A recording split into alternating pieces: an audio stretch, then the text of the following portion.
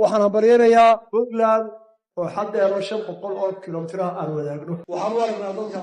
aan jaarka nahay ee reer Puntland inay yihiin dad goba oo xariir ah dad goba oo xariir ah oo waxgarada oo Soomaaliya baan u naqaan waxaan baryanayaa Puntland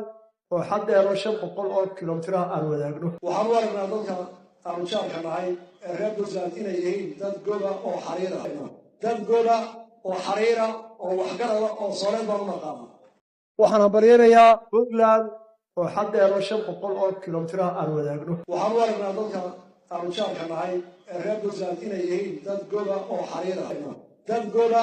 oo xariir ah oo waxgarada oo Soomaaliya baan u naqaan waxaan baryanayaa Puntland oo xadeero 500 kiiloomitir aan wadaagno waxaan u aragnaa dadka aan jaarka nahay ee reer Puntland inay yihiin dad goba oo xariir ah dad goba oo xariir ah oo waxgarada oo